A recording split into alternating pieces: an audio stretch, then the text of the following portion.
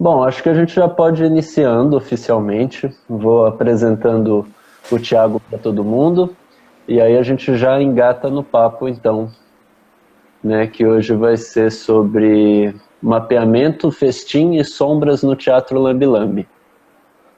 Sei. Aí, Thiago, estão elogiando, dizendo que você tá bonitão. Que bom. Bom, vamos lá, abrindo oficialmente aqui o Papo Lambeiro. Para quem não me conhece, meu nome é Pedro Cobra, eu sou da Companhia Plástica Onírica, aqui de Santos, São Paulo. E como eu já falei, o Papo Lambeiro é uma parceria entre a minha companhia aqui, a Plástica Onírica, com a Lua pra Rua e a Trágica Companhia de Arte. Lua pra Rua de Minas Gerais e a Trágica do Paraná. Como sempre, a gente faz aquele esquema que a gente vai conversando e à medida que as perguntas forem surgindo, o pessoal que está assistindo a gente pode enviar aí no chat que abre embaixo. A gente tenta responder quando elas aparecerem. Se por acaso o papo estiver correndo e as perguntas passarem, a Lari sempre está aqui na função de anotar as perguntas de todo mundo e aí no final a gente tenta responder o máximo possível delas. Muito bem, então sem mais delongas, vamos apresentar o Thiago. Thiago Almeida é graduado em Artes Visuais pela Escola de Belas Artes da UFMG e pós-graduado em Cinema e Audiovisual pela Estácio e em Arte e Educação pela PUC Minas. Desenvolve pesquisas em artes visuais, vídeo, teatro de bonecos e sombras, experimentando suportes criativos. É diretor artístico do Grupo Girino, Companhia de Belo Horizonte, Minas Gerais, especializado em teatro de bonecos, que desenvolve projetos de espetáculos, oficinas, publicações, materiais pedagógicos e festivais. O Thiago escreveu e dirigiu 12 espetáculos com o Grupo Girino, desde sua fundação em 2008, certo? Isso aí. E a Girino circulou por mais de 60 festivais nacionais e internacionais, além de colaborar com diversas companhias e artistas, desenvolvendo projetos de criação de bonecos, cenografia e vídeos. Desde 2012, Thiago é também editor da revista Anima e coordenador do Festim, Festival de Teatro em Miniatura, que recebeu mais de 80 espetáculos de todo o país, nas técnicas de teatro lambi-lambi e teatro em miniatura, nessas duas linguagens, que é o tema do nosso bate-papo de hoje. Bem-vindo, Thiago. Obrigado. Obrigado pelo convite e por estar sistematizando esses encontros. Sim. Beleza. Para iniciar o papo de hoje, então, acho que você pode começar contando um pouquinho da tua trajetória com a linguagem do teatro lambi-lambi, como a Girino também entrou nisso, que acho que as duas trajetórias em algum momento começam a correr juntas. Enfim, como começou a aproximação de você e da Girino com a linguagem? Conta pra gente. Bom, eu fiquei pensando e eu acho que assim, seria importante falar, antes do surgimento do Girino, falar um pouquinho do Teatro de Bonecos em Belo Horizonte. Legal. Que antes do Girino existir, muitas pessoas trabalharam com teatro de bonecos e construíram essa história aqui. Então, a gente tem uma história muito longa aqui em Belo Horizonte, né? E hoje as pessoas falam, tem muito bonequeiro em Belo Horizonte. Outro dia mesmo eu estava ouvindo alguém falando isso aqui no papo, acho que foi Rocio. Foi. E é muito legal isso mesmo, que a gente tem uma diversidade muito grande de bonequeiros, mas infelizmente hoje esse número é menor do que alguns anos atrás. A gente vê que alguns grupos acabaram ou estão mais inativos, e hoje a gente tem, de forma geral, uma produção menor do que tinha no começo dos anos 2000. E ao longo do tempo, vários bonequeiros e grupos trabalharam com essas técnicas e construíram uma história aqui. A gente, é sempre bom lembrar desses mestres de antigamente, né?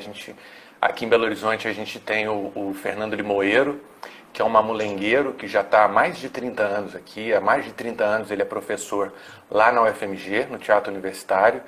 E, então são várias gerações que estão sendo formadas, que têm contato com teatro de mamulengo, com teatro de cultura popular. Então o Limoeiro é um dos exemplos desses bonequeiros, desses grupos que vêm construindo essa história. E ao longo do tempo também a ATBeng, que é a Associação de Teatro de Bonecos de Minas Gerais, foi se organizando, se estruturando. No começo dos anos 2000 também reuniu muitos grupos, muitos bonequeiros, fez muitos projetos.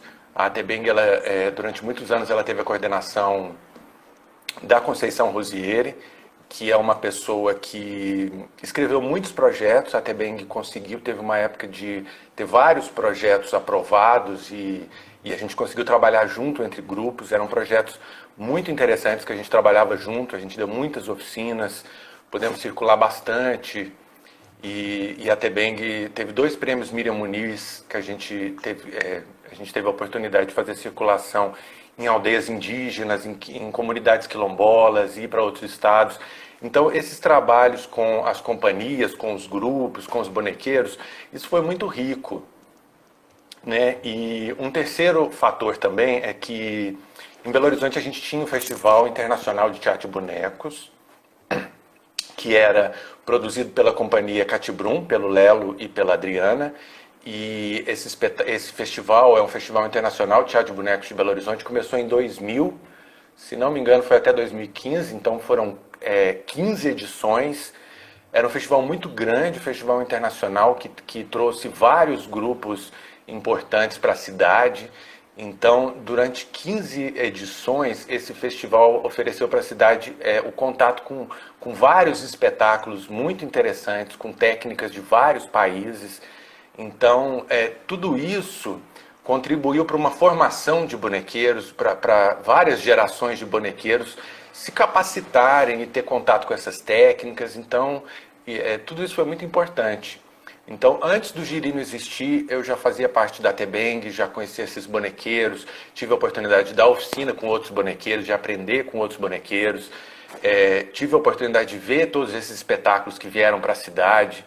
Então, eu acho que é muito importante deixar registrado toda essa história, né, que se hoje a gente tem vários grupos produzindo e várias pessoas formadas, também por essa história construída de várias pessoas, de vários grupos. Então, acho que é importante a gente registrar isso, né? Sem dúvida. E o Girino, ele surge um pouco nesse contexto, né, de contato com esses grupos, do festival internacional acontecendo aqui, numa época de mais efervescência do que atualmente. A data do Girino que a gente tem como fundação é 2006, que é a data do primeiro espetáculo do grupo. E a gente montou um primeiro espetáculo, começamos a montar um segundo, e a gente era meio que um grupo independente. Como grupo sistematizado mesmo, é legal contar uma história aqui que em 2008 a gente teve a oportunidade de conseguir uma sala no Centro Cultural do FMG. E aí a gente ficou um tempo lá em residência e essa residência durou 4 anos.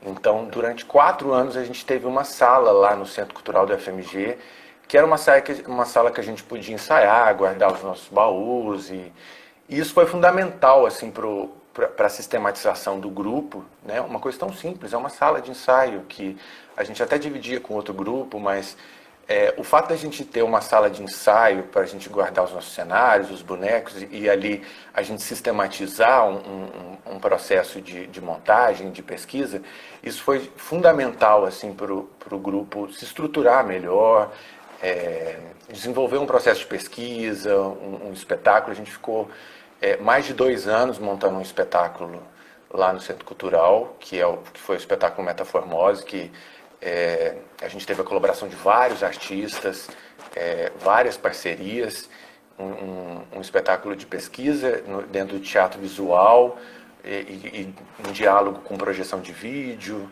Então, foi muito importante a gente ter tido essa oportunidade de ter esse espaço e de ter trabalhado com esses parceiros, que vários parceiros contribuíram criando vídeo, criando bonecos. A gente teve um diálogo com vários parceiros e grupos mesmo. Então, esse é uma questão muito importante assim, para a gente até pensar como que os grupos podem se estruturar melhor, né? Às vezes são desses encontros com pessoas, são desses encontros com os espaços, e a partir daí que a gente começou a sistematizar melhor o grupo. Em 2011, a gente estreou esse espetáculo, com uma temporada lá no Centro Cultural da FMG. Já tinha 3 anos que a gente estava lá, e a gente renovou mais um ano de residência lá. E esse projeto do último ano foi justamente uma pesquisa com teatro em miniatura.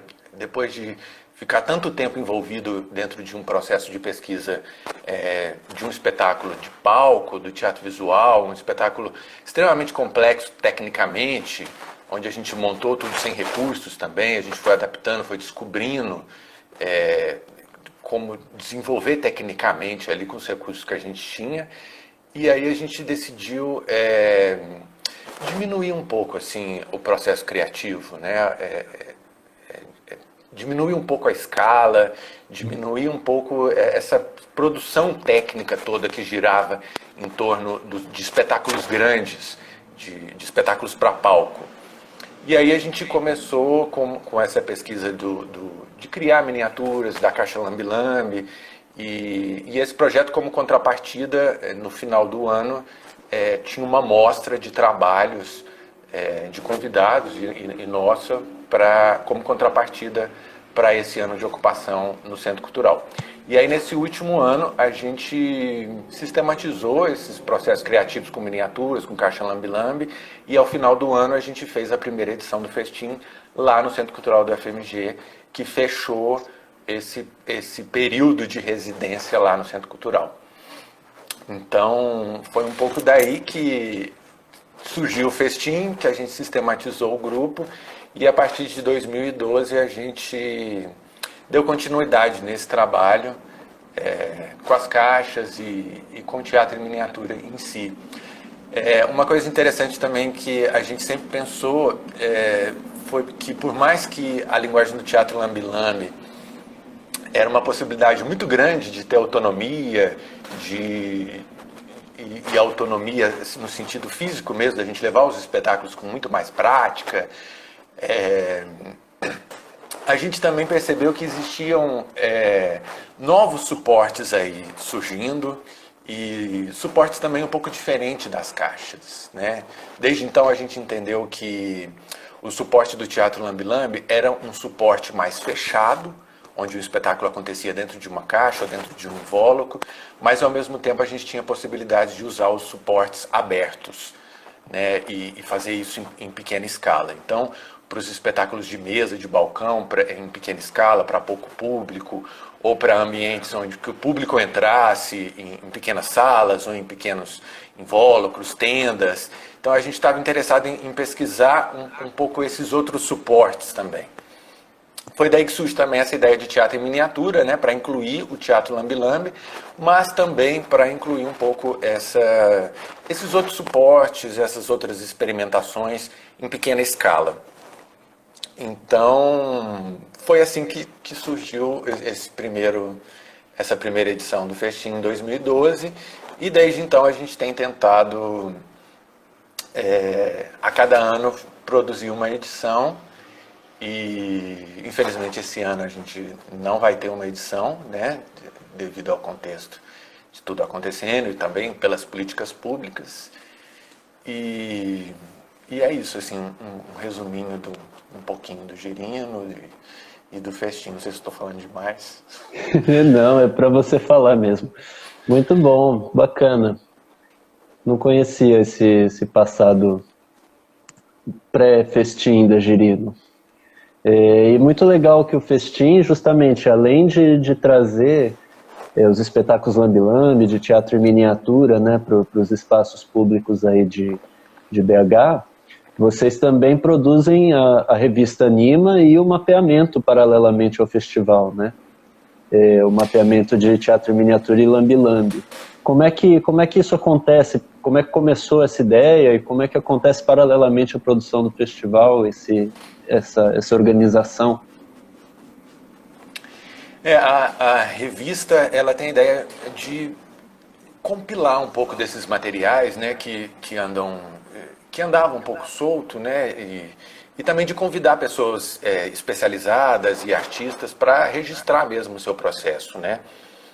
Então, ao longo do tempo, a revista ela foi ganhando um pouco mais de conteúdo de acordo com também as contribuições das pessoas. A gente teve alguns textos muito interessantes de convidados, de pesquisadores, de artistas que desenvolvem certas pesquisas e sistematizam o seu processo criativo, ou metodológico, ou técnico, mas também relatos de processos criativos, né? Nos interessa isso também. Contar um pouco como que foi montar a sua caixa, como que foi o seu processo, do seu espetáculo, as suas dificuldades, os seus desafios, onde é que os seus interesses encontravam esses limites que o Lambi Lambi impõe, dentro dessas possibilidades e dessas limitações de resolver um espetáculo dentro de uma caixa, de uma única pessoa, dentro de uma narrativa breve.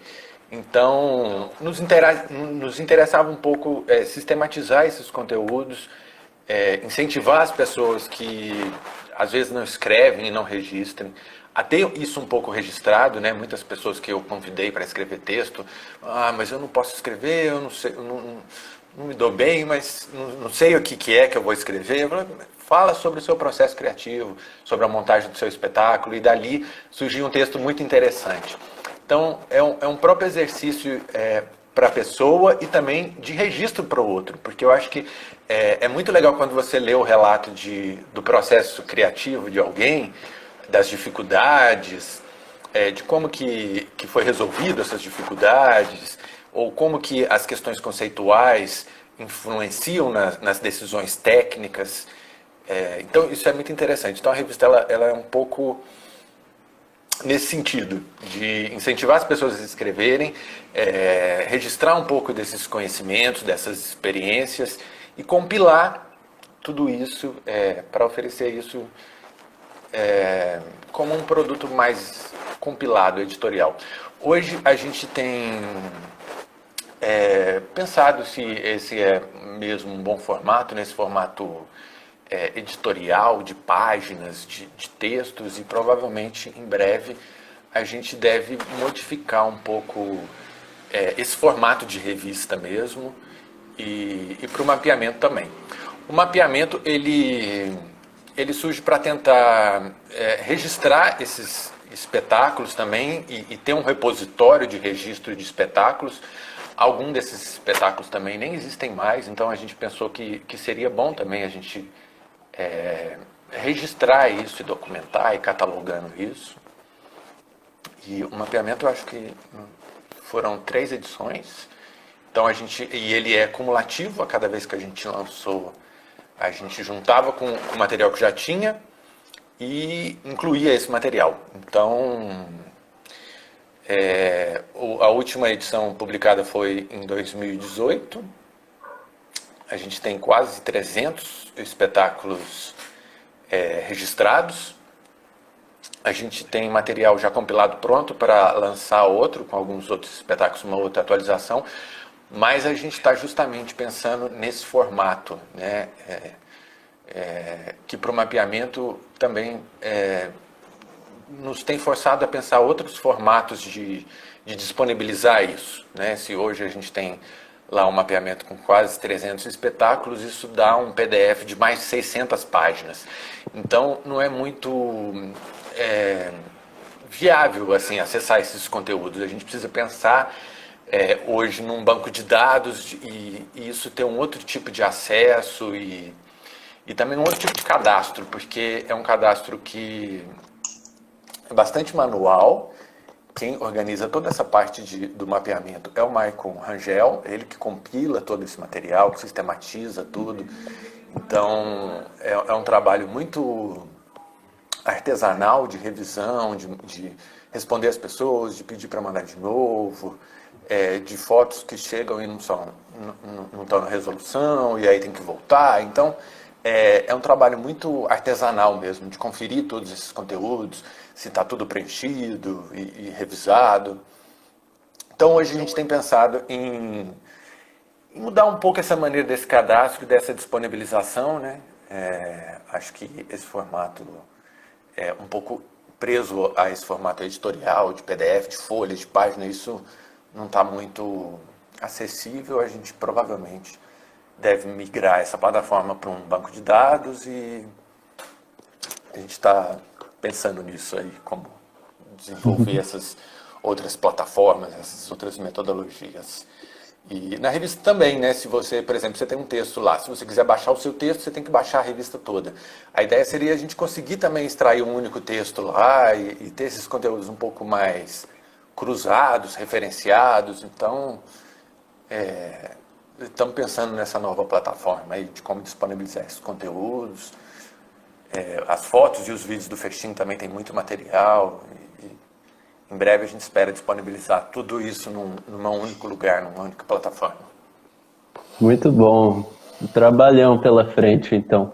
Mas do jeito que está, assim, mesmo nesse formato mais, sei lá, convencional, né, de publicação, já é um super material importante para estudo, justamente, né? Para mim, no momento que eu fui escrever a minha dissertação, ele foi fundamental, tanto o mapeamento quanto a revista. Justamente pelo que você está dizendo, né? É importante a gente ter os próprios artistas falando da arte que a gente faz, né? Falando de seus processos criativos, e a gente começa a detectar pontos de encontro entre o meu processo criativo e o do outro, né? E isso realmente sistematiza o nosso olhar, o nosso conhecimento sobre aquele assunto, sobre aquela arte. Isso é fundamental. E mais legal ainda se vocês conseguirem, então, fazer esse acesso ser ainda mais versátil, ainda mais cruzado, né? Enfim. Sim. Legal. É bom também chamar a atenção para uma questão.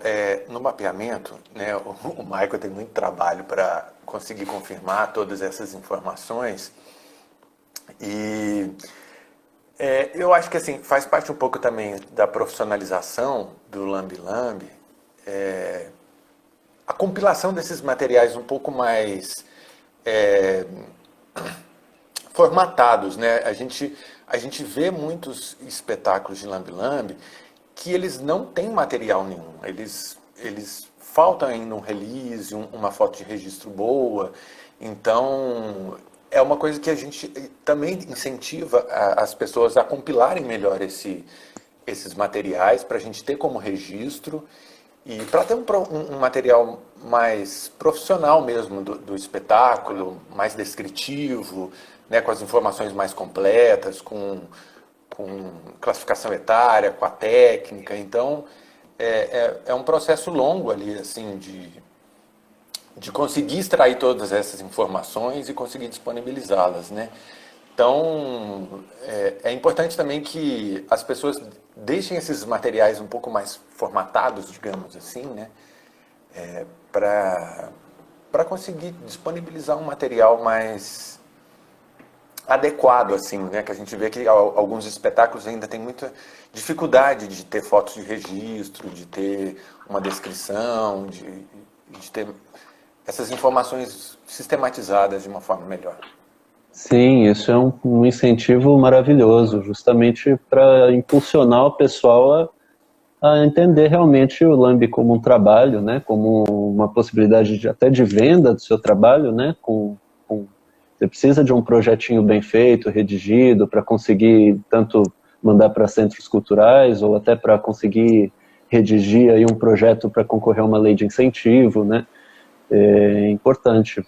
E é até bacana pensar, vocês que estão já nessa caminhada há um tempo, uma oficina até nesse sentido, quem sabe, uma sugestão seria bacana. Sim. Né? Sim, com certeza. E desses dados que o mapeamento levanta, dessa última edição do mapeamento, você tem assim, algumas informações para dividir com a gente, assim, principais, que carregam informações que podem realmente nos ajudar a entender que pé que está esse nosso fazer teatral miniaturizado pelo mundo, pelo Brasil. Você tem aí algum dado para dividir com a gente? O Michael, ele até está trabalhando nessa compilação desses dados e isso provavelmente vai gerar algum material em termos de gráficos e a gente vai conseguir detalhar. Eu não tenho agora essas informações compiladas aqui. Tá. Mas, de forma geral, assim, o que a gente percebe no mapeamento é que a gente não pode falar, assim, a gente pode falar pelos espetáculos que foram registrados, catalogados, né? Então, no Brasil, a gente pode dizer que os principais, a maior parte dos espetáculos cadastrados são do Sudeste e do Sul ainda, que parecem ser os espetáculos que estão mais ativos aí circulando e que justamente estão mais ligados aí nas redes e se cadastram mais e tem mais materiais compilados, né? Então, mas assim, a gente tem percebido que isso tem se descentralizado também, né? Muitas pessoas no interior têm produzido lambe-lambe, têm entrado em contato, então eu acho que a gente sai de uma fase concentrada no Sudeste e nas capitais para uma interiorização assim dessa linguagem, desse formato. Até nossas experiências também de contato, de apresentação no interior, algumas pessoas já conheciam, então a gente vê que ao longo dos anos o lambe-lambe tem sido cada vez mais difundido, mais praticado e as pessoas que a gente recebe aqui também na oficina de montagem são pessoas de diversas áreas. A gente vê que muitos educadores têm procurado também o lambe-lambe como recurso pedagógico, como recurso de contação de história, os contadores de história, os palhaços. Então, há uma pulverização dessa técnica, né, que até então era um pouco mais desconhecida, e uma popularização desse gênero e dessa técnica de contar histórias também dentro de uma caixa, dentro de um formato fechado. Entendi. Legal. E o mapeamento está disponível, né, também para quem quiser olhar os PDFs, é só pelo site da Girino, do Grupo Girino, dá para chegar no material direitinho lá publicado. Dá para chegar lá. Isso, sim, e as revistas. O mapeamento, na verdade, ele está no site do Festim. Então é festim.arte.br/mapeamento. Então, lá dentro do Festim tem as edições da revista Anima e tem também as edições, inclusive a última do mapeamento lá. Dá para acessar no formato de livro virtual e também dá para baixar ele em PDF. Legal. Eu vou botar o link na descrição aqui do vídeo, depois, quando a gente salvar aqui, aí a gente fica disponível para todo mundo quando forem assistir. Bacana. Deixa eu ver se tem alguma pergunta sobre esse assunto que a gente está fazendo, que chegaram já aqui. Tem uma pergunta da Ana Pio, dizendo por que atualmente tem menos bonequeiros e esse festival não está acontecendo mais. Acho que é o Festival Internacional, né, de BH. Isso. Eu estive em BH em 2000 assistindo ao FIT e fiquei positivamente impressionada com o movimento artístico no geral. O festival, são dois festivais diferentes. Um é o FIT, que é o Festival Internacional de Teatro de Belo Horizonte. É um festival municipal, produzido pela prefeitura. É um grande festival internacional, que acontece há muitos anos. É um festival bienal, acontece de 2 em 2 anos. E é o maior festival da cidade.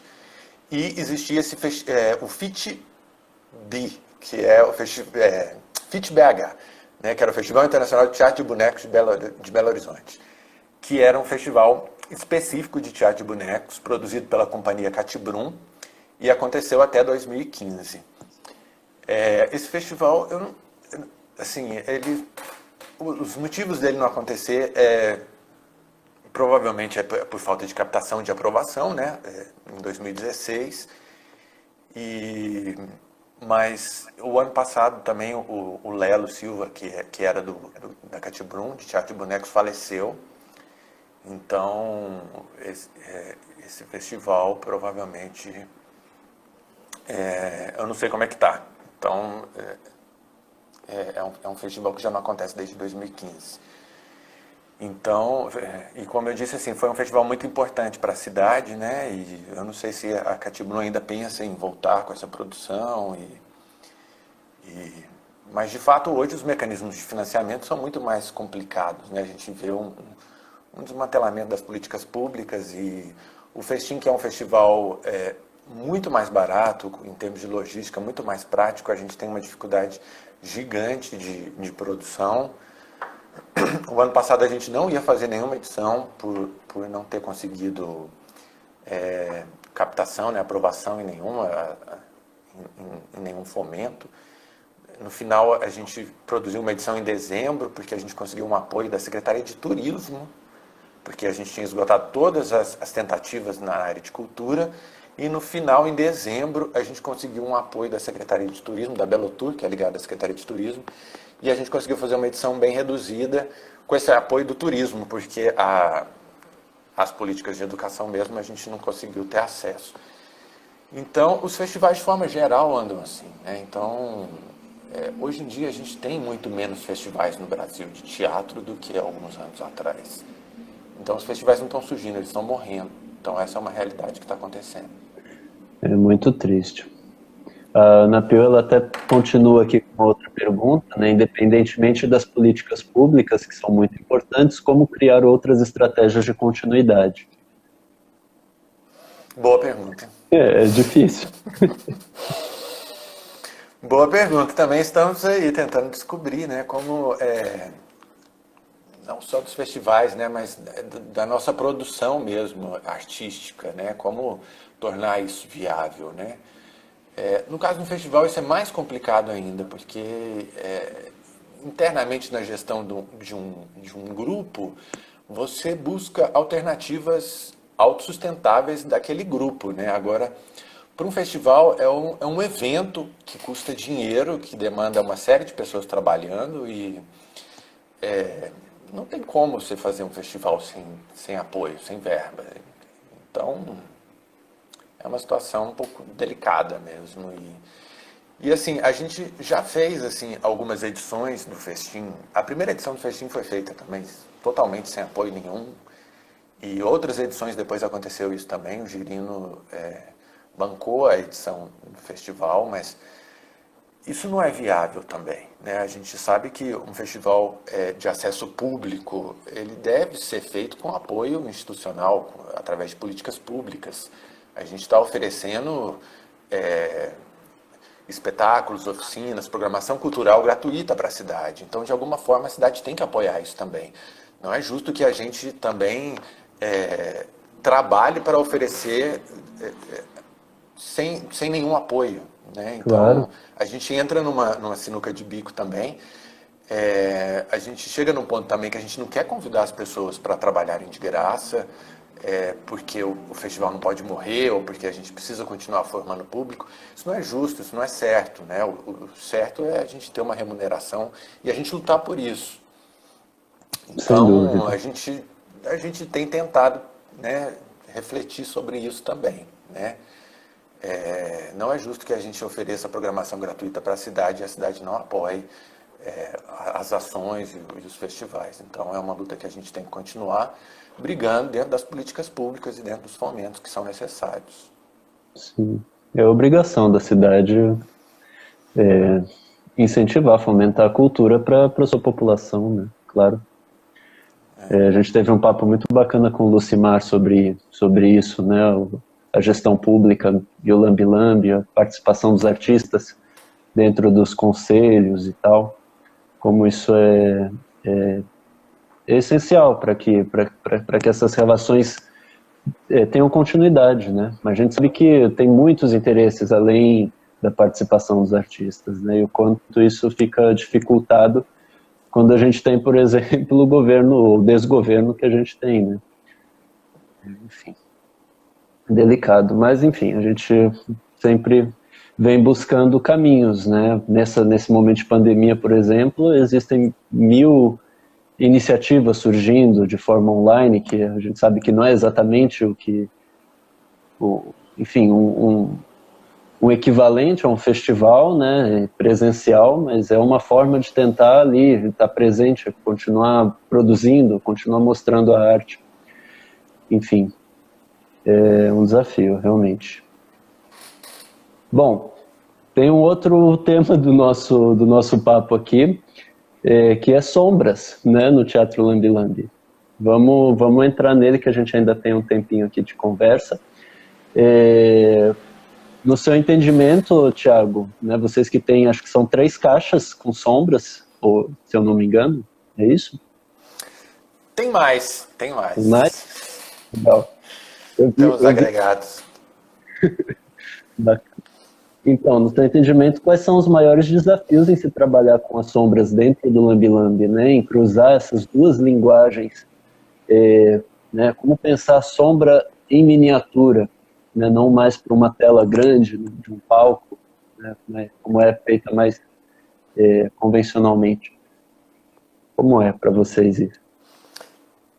É incrível, sombras é ótimo, a gente adora sombras e trabalhar com sombras no Lambi Lambi é muito divertido, assim, e na verdade, assim, é uma técnica muito prática, né, e é muito básica, é muito simples, na verdade, né, a sombra precisa de uma fonte de luz, de uma tela de projeção e de algo em torno entre a fonte de luz e a tela, que pode ser uma silhueta, pode ser um boneco, pode ser um objeto tridimensional, pode ser uma parte do corpo ou o corpo inteiro. Então, tecnicamente é muito simples. É, o que a sombra demanda mesmo é a experimentação, né? É você ali lidar com ela e descobrir como lidar com ela. Então, é mais como essa insistência mesmo da experimentação, né? Porque a sombra ela tem também uma técnica, não só uma técnica própria, mas uma linguagem própria também. A sombra tem um tempo próprio. Então, manipular uma sombra é diferente de manipular um boneco. E no Lambi Lambi você consegue as condições técnicas necessárias para uma sombra, que é justamente você ter um lugar de blackout, um lugar escuro que não entra luz e você pode controlar a luz ali. Mas com fontes muito simples você consegue efeitos muito interessantes. E a dinâmica é um pouco diferente do teatro de bonecos em si, porque passa um pouco por essas características mesmo próprias da sombra. Por exemplo, você consegue montar um Lambi Lambi com um único cenário e um único boneco. Mas com sombra é um pouco mais complicado você ter um único cenário e uma única silhueta. Porque a sombra tem outro tempo. E a sombra tem uma outra dinâmica. A sombra, para estar viva, a sombra necessita estar viva. Então, ela tem uma natureza um pouco mais diferente. A sombra gosta de se transformar, de distorcer, de efeitos, ela entra grande, sai pequena, entra no foco, sai do foco. Então é um outro tipo de natureza que você só vai descobrir experimentando fontes, experimentando distâncias, experimentando telas, gelatinas. Então as possibilidades são muitas, basta experimentar ali, insistir mesmo e descobrir esses efeitos, essas possibilidades. Então é muito frutífero.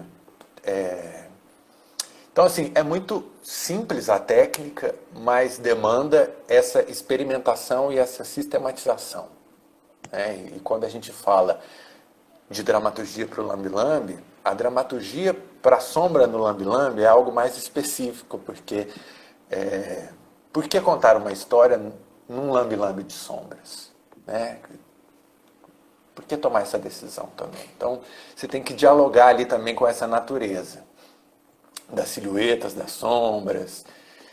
Mas é muito interessante, qualquer pessoa, né, é muito acessível. Qualquer pessoa pode montar uma caixa de sombra, criar uma tela com alguma lanterna e experimentar nas silhuetas e os efeitos. Mas e aí tem essa questão também da escala, né, que no Lambi Lambi isso determina muito os efeitos, mas claro, você vai também formatar um Lambi Lambi, o formato, a distância, de acordo com as suas necessidades. Então, é possível também trabalhar com silhuetas um pouco maiores. Quando a gente trabalha, por exemplo, com retroprojetores, a gente trabalha com silhuetas muito menores do que no lambe-lambe, porque o retroprojetor, por mais que a gente faça sombras gigantes, a gente projeta até em prédios, em fachadas, mas as silhuetas são pequenas, muito pequenas, né? Porque a área útil do retroprojetor é, sei lá, 25 por 25, então, e as silhuetas ficam muito grandes, então as sombras ficam muito grandes, então as silhuetas precisam ser muito pequenas. Então, no lambe-lambe também, mas você consegue lidar com diferentes escalas e diferentes efeitos de sombra. Bacana. Para mim foi um desafio grande quando a gente decidiu, eu e Lari, fazer a caixa dela, que teria essa parte de sombras dentro. Eu tive um contato muito breve com sombras na faculdade, e depois, quando a gente decidiu montar, foi difícil, justamente por essas questões técnicas, né? Como fazer isso bem menor do que eu estava acostumado a fazer, como fazer uma caixa justamente que impeça a entrada de luz, que a gente consiga fazer essa visualização da sombra de forma limpa, sem reflexos vindo de fora, né? Para mim, esses foram um dos maiores desafios. Além, claro, de conseguir unir todo o pensamento, o conceito artístico do espetáculo, né, naquele formato, com essas técnicas, né? É bacana. Não tinha pensado por esse lado do retroprojetor, realmente é bem menor. Já fiz umas coisinhas com o projetor. Como a área útil é muito pequena, né, então são silhuetas bem menores do que a do lambe-lambe. Realmente, verdade. Enfim, bacana. Tem uma pergunta que chegou aqui, um pedido, aliás, das Trágicas. Elas gostariam que você comentasse, Thiago, quem são as pessoas que integram o Grupo Girino e as parcerias que fazem com outros artistas. Bom, o Girino, ele tem uma coordenação de gestão que é feita por mim e pela Yasmin Marques.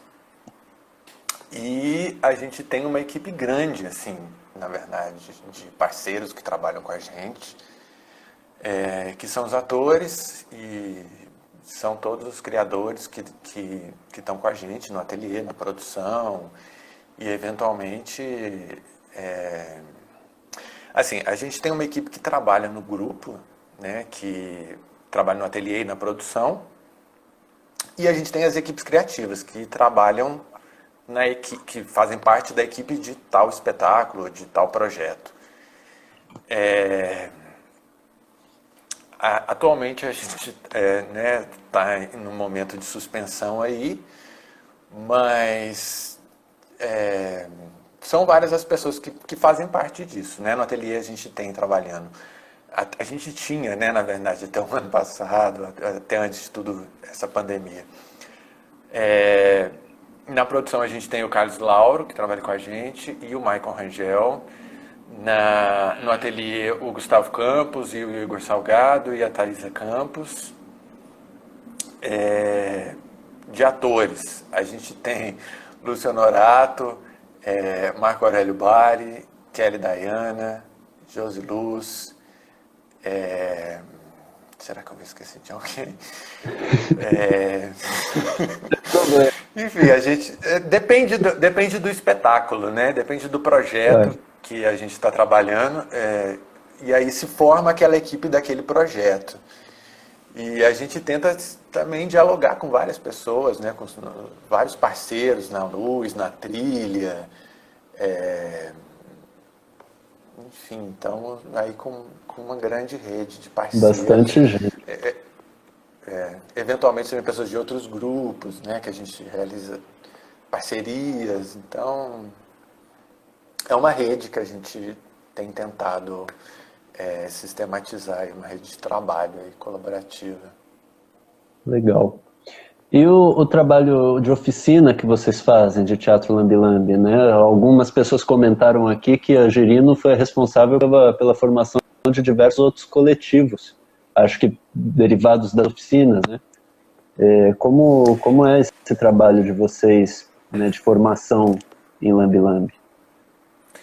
A gente faz uma um curso de formação de lambe-lambe, já acho que desde 2014. E dentro desse curso surgiu um coletivo aqui de Belo Horizonte, de pessoas que fizeram o curso e que moram aqui na região metropolitana. Dentro desse curso surgiu o coletivo Encaixa, que é um coletivo de várias caixas daqui, e que eventualmente a gente faz apresentações, a gente ocupava um lugar lá no Parque Municipal, fazendo apresentações lá, próximo ao lugar onde ficavam os fotógrafos lambe-lambes, que ainda existem alguns aqui, e que que aqui legal. são... em Belo Horizonte, o fotógrafo lambe-lambe, ele é reconhecido como patrimônio material. Então, existiu toda uma geração de fotógrafos, alguns filhos de fotógrafos lambe-lambe mantêm os equipamentos e eventualmente ainda seguem tentando resgatar esses ofícios. Então, e eles ficavam no Parque Municipal, né, que é um parque lá do centro, e a gente, o coletivo Encaixe ocupava esse lugar também, fazendo mostras lá e divulgando o lambe-lambe. Então, o coletivo Encaixe é um desses desdobramentos do curso, né? E eventualmente também a gente recebe pessoas de outras cidades, de outros lugares, e que isso acaba incentivando para as pessoas também se juntarem, formarem outros coletivos, que no lambe-lambe é muito legal também, quando se juntam, né, esses coletivos e que criam uma força maior para apresentar, para ocupar lugares, para fazer eventos. Então, é muito interessante. Agora, nessa pandemia, a gente está repensando esse curso, repensando ele para o formato de vídeo, como, né, dialogar com essas novas possibilidades aí de formação online, de sistematização desse curso numa plataforma de vídeo.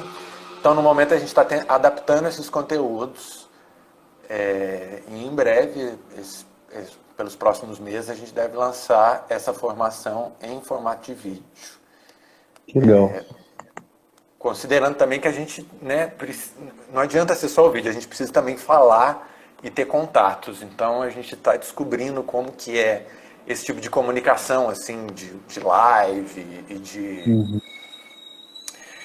e essas novas plataformas, que não são novas, né, mas que pra gente, assim, o domínio é novo, né? Então, como dominar essas ferramentas aí. Bacana. Bem legal. Eu conheci o trabalho do Varanda, né? Estiveram com a gente encerrando a temporada passada aqui no Papo Lambeiro, que você fez a direção das caixas deles, né?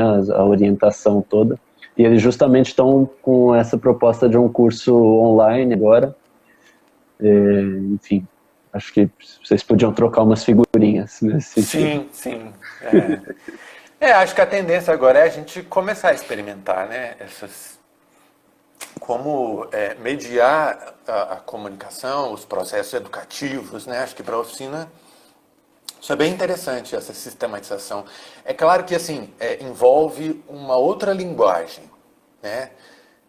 Assim como é o vídeo, né? Assim como você simplesmente não filma um teatro e isso vira uma linguagem de vídeo, nos processos educativos isso também, né? Não é simplesmente você filmar uma aula, né? Você tem que pensar estratégias educativas no formato de vídeo.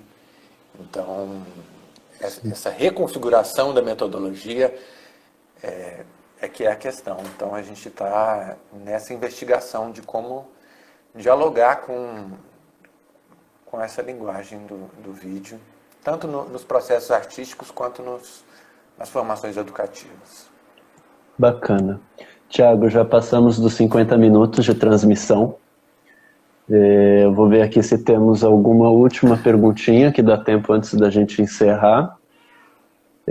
O Hermes Perdigão falou para você, se você puder comentar um pouquinho do trabalho de projeção no Museu de Arte da Pampulha. É esse das sombras gigantes, é isso? Não? Esse das sombras. Esse é um projeto que chama Sombras Urbanas e que a gente ocupa fachadas e prédios e espaços externos com projeção de sombra através da técnica de retroprojetor. Então a gente tem alguns retroprojetores e é meio que a gente tem algumas cenas e a gente vai projetando em cima dessas dessas fachadas. O Museu da Pampulha a gente fez, acho que em 2015, não sei, faz parte desse projeto de sombras urbanas. E Legal. é isso, assim, é uma linguagem do retroprojetor que é muito interessante. É tudo muito pequenininho e isso ganha uma proporção gigante em fachadas. E a gente já fez umas fachadas bem interessantes. Na UFMG a gente conseguiu um paredão de uma das faculdades lá. A gente conseguiu uma projeção numa escala bem maior do que normalmente a gente trabalha. Então depende muito da fachada também, né? Como dialogar com a fachada, como ocupar essa fachada com sombras. Então, é um projeto que a gente provavelmente deve retomar aí nas pesquisas dentro dessas possibilidades das sombras. Bacana, hein? Tem umas fotos, acho que eu vi umas fotos no site de vocês. Inclusive, é super organizado o site da Girino. Se o pessoal estiver aí querendo ver mais imagens e ver mais sobre o trabalho deles, está tudo lá bonitinho. Enfim, acessem. Depois eu também deixo o link aí na descrição do vídeo. Tiago, é isso. Últimos minutos. Muito obrigado por vir aqui conversar com a gente. Passa muito rápido. Eu fico aqui até aflito com o tempo, porque eu quero saber mais, quero perguntar mais coisas, e aí quando a gente vê, já foi. Mas enfim, foi muito bom. Acho que a gente conseguiu fazer um passadão dos assuntos que a gente se propôs a tratar aqui. Queria agradecer muito você de ter aceitado o desafio de se conectar e, enfim, estamos todos nessa busca de existir nesse momento, né? Tanto sem perspectivas no campo político quanto no campo sanitário no momento, né? Então a gente segue nessa luta. Agradecer a todo mundo que assistiu a gente aí, mandou perguntas, interagiu. Teve gente que disse que as oficinas da Girino mudou a vida dela. Oh, que bom. Pra melhor, ela falou, muito legal. E agradecer a Lari aqui pela ajuda com as perguntas, por interagir com todo mundo. Vou anunciar o próximo Papo Lambeiro, que agora a terceira temporada está aberta. E agora não é mais terça e sexta, isso é importante dizer, agora é só sexta-feira.